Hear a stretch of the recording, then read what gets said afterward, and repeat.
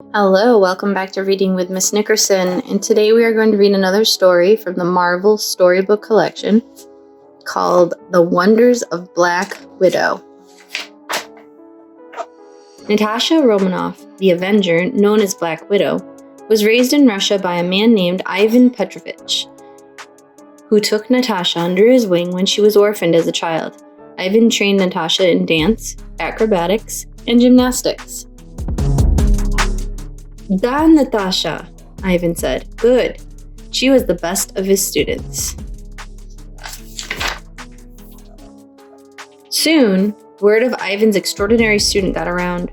One day, several government intelligence agents came and took young Natasha away. "Where are we going?" Natasha asked, more curious than frightened. "Your destiny lies in the Black Widow program," one of them answered. Now, Natasha was scared. The agents brought Natasha to the Red Room. There, she would train to become a secret agent. She wasn't alone. Other girls were training there too. The Red Room conditioned Natasha to serve the government above all else. It became her mother, father, sister, and brother. She would defend it with her life, if need be. In the Red Room, Natasha became a fierce fighter, a warrior with few equals. She trained in Aikido, Judo, Karate, and boxing. After many years, Natasha earned the title of the Black Widow. Very few of the Red Room girls ever became Black Widows. It was a tremendous honor. Natasha was given a special uniform and 2 bracelets that fired widow's bite bolts that could take down superhumans. With her new weapons and her flawless training, Natasha would be nearly unstoppable. "I will not fail," Natasha vowed. She knew her duty. It was all she knew, all she was allowed to know. Natasha ran many successful missions as a Black Widow. She was always secret, always dangerous.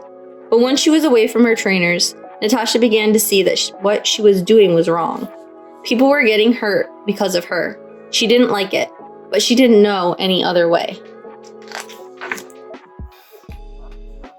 Natasha encountered a hero called Hawkeye on some of her missions. He was her enemy. She knew that, and she fought him with all her strength every time they met. But there was something about him. Over time, his presence came to feel familiar, almost comforting. It got to where they didn't even want to fight each other anymore.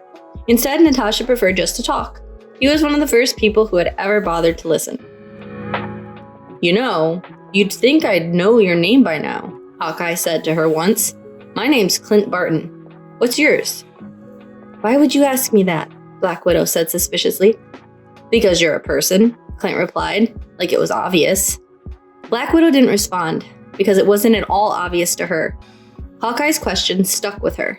She'd been told for so long that her only purpose was as an agent trained to serve. Natasha didn't see Hawkeye for a while after that, but eventually she was sent back to New York on a mission that could hurt many people.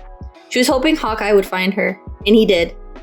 "I don't want to do this anymore," she told him, feeling hopeless. "I can help you," Hawkeye said. "Will you trust me?" Natasha looked at his open, honest face. "Yes," she said. Natasha didn't know what would happen next. All she knew was that she was tired of serving the Red Room. "I want to do good," she told Hawkeye. "I want to help people." "I think I know just the person," Hawkeye answered. Soon, they were both working for Nick Fury and S.H.I.E.L.D.